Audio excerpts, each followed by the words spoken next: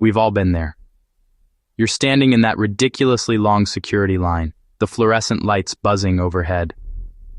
You're mentally running through the checklist, shoes off, laptops out, liquids crammed into a tiny bag. The Transportation Security Administration, the TSA, has become a giant, unavoidable gatekeeper between us and our destinations. We're told it's all for our safety. But what if a huge chunk of what you go through is just pure security theater? And what if the most powerful tool you have is knowing the rules of their game better than they expect you to? We trust the agents and the big fancy machines to see everything. But what if they don't? In secret government tests, screeners have missed the vast majority of fake weapons and bombs that undercover agents tried to bring through. And what about all the new tech? As your face is becoming your boarding pass, you have the absolute legal right to just say no. Or that those little scribbles an agent might put on your boarding pass aren't always so random. Today, the curtain is pulled back on 15 TSA secrets they would rather you didn't know. These are the truths and the loopholes that will change how you fly forever. Stick around, because the #1 secret on this list might be the most important travel right you never knew you had. Let's start with a basic truth that completely changes the power dynamic. TSA officers, or TSOs, are not police officers. That's right. The uniform, the badge, and the serious tone, none of it gives them the power to arrest you. Their authority is strictly limited to one thing: screening people and their bags for threats. This doesn't mean you can ignore them.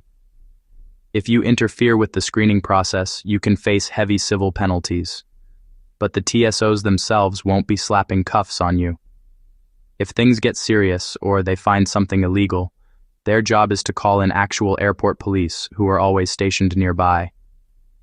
So while you should always be cooperative, it's critical to know who you're talking to. You're dealing with federal screeners, not sworn law enforcement. Knowing this frames every other interaction you'll have. This one is huge if you value your privacy. Let's say you set off an alarm or the full-body scanner flags something. The next step is usually a pat-down, which for many people is an uncomfortable experience in front of hundreds of strangers. What most people don't know is that you don't have to do it in public. You have the absolute right to ask for that pat-down to be done in a private room. You can also have a witness present, whether it's a travel companion or another TSA agent.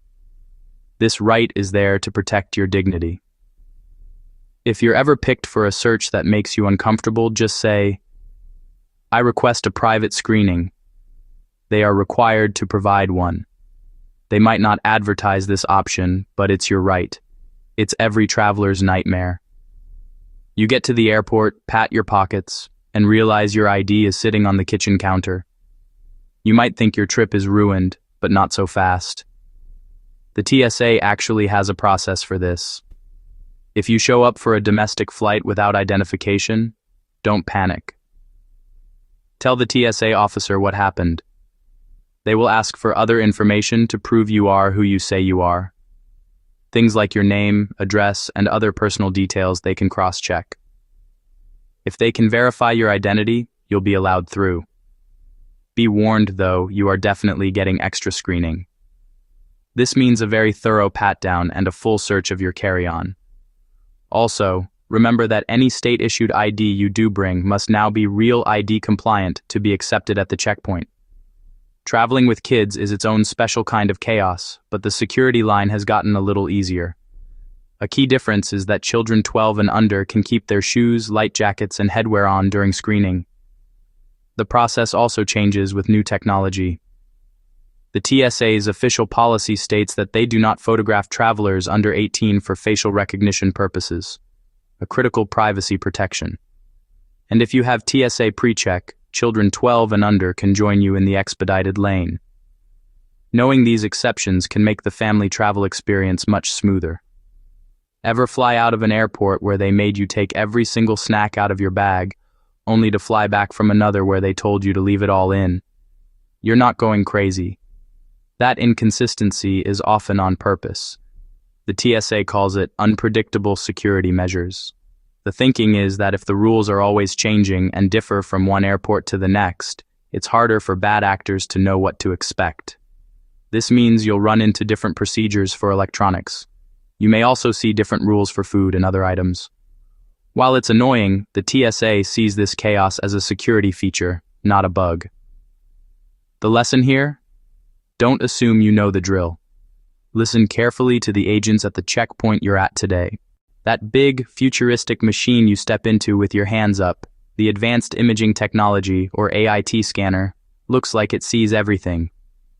But it's far from perfect. Experts and internal tests have shown the scanners have weaknesses, and a weapon could potentially be hidden where the scanner's image isn't as clear. When these machines first came out, a public backlash over the detailed, near-naked images forced a change to a generic outline.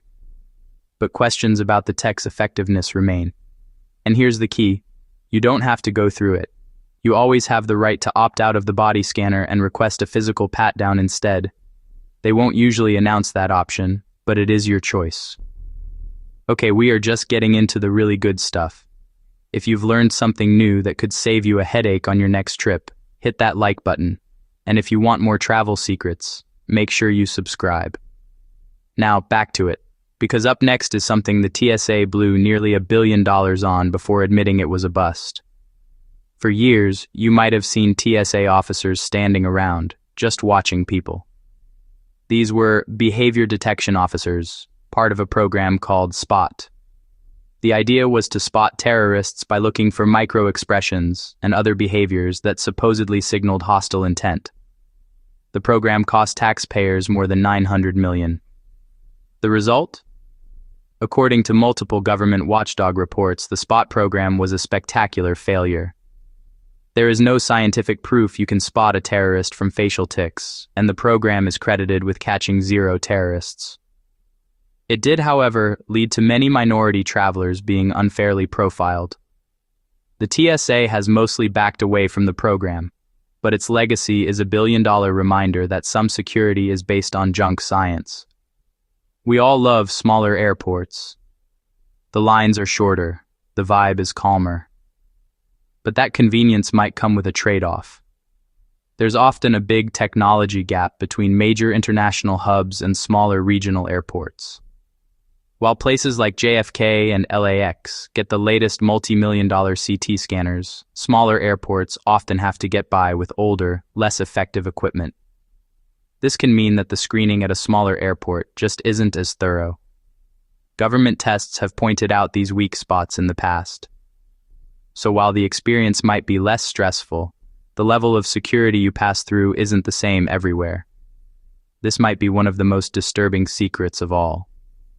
Just how good is the TSA at its main job, finding dangerous items?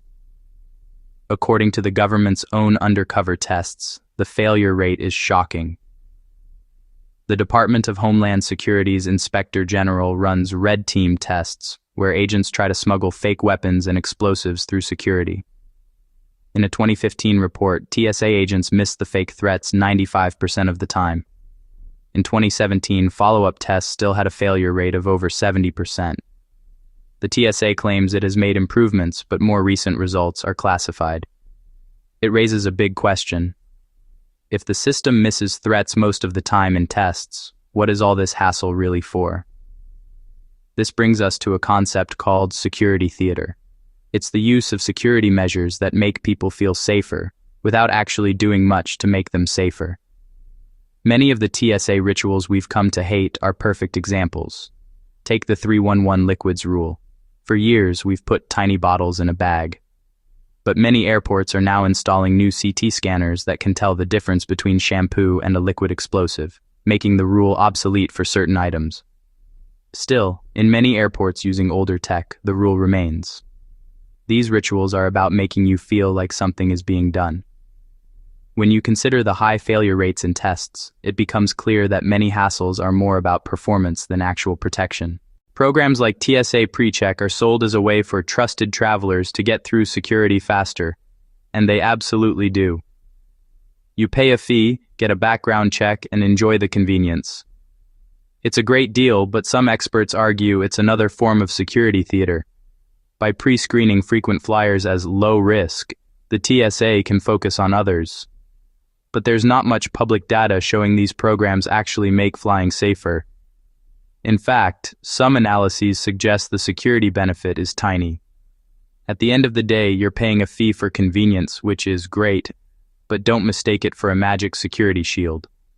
It's a system that prioritizes speed for a small group of people who pay for it. As facial recognition takes over, the TSA checkpoint is changing. Instead of an agent checking your license, a camera does it.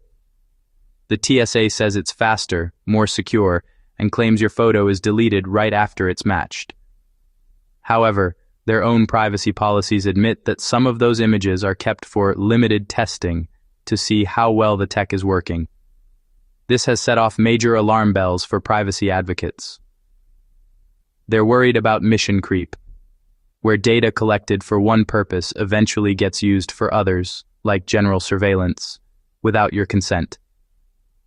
A fight is ongoing in Congress over how to limit this data use, but for now, the rules are still being written. When you agree to a facial scan, you're feeding a massive government biometric database. The TSA is rolling out mobile driver's licenses and other digital IDs at hundreds of airports. The idea is you can just tap your phone at the checkpoint. It's convenient and, in theory, more secure. But here's the catch they don't always advertise. You are still required to carry your physical ID with you. Why? Because technology isn't perfect. The scanner might not read your phone if the screen is cracked. The whole system could be down, or you could get picked for a random manual ID check. If you don't have your physical, real ID-compliant card as a backup, you could face a long delay.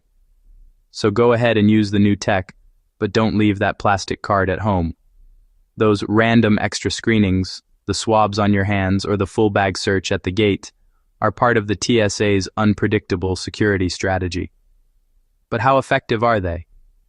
These checks are more of a psychological tool. They create a feeling that anyone could be searched at any time, which might act as a deterrent. But in the real world, they rarely find actual threats. It's another layer of security theater that's meant to keep us on our toes, but its actual security impact is likely tiny compared to the hassle it causes. And here it is, the #1 secret. The TSA is pushing facial recognition out to hundreds of airports. They sell it as a voluntary choice for convenience.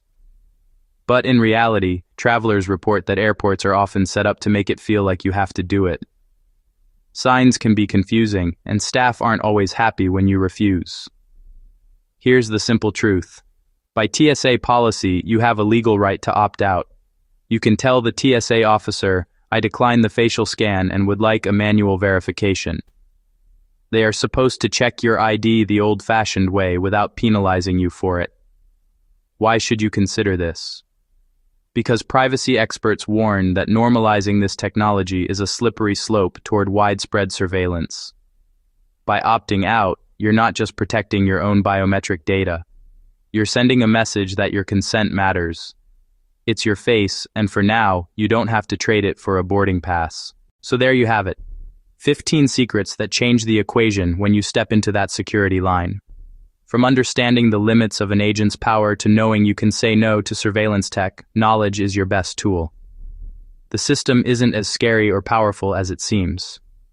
It's a flawed, complicated, and often theatrical process, but it has rules, and now you know how to use them. You have rights, you have options, and now you have the inside scoop. Which of these secrets surprised you the most? Share your thoughts down in the comments. If this video helps you feel more empowered for your next flight, give it a thumbs up and share it with someone who needs to know this. For more deep dives that make travel cheaper, easier, and smarter, hit that subscribe button and turn on notifications so you never miss what's next. Travel safe and travel smart.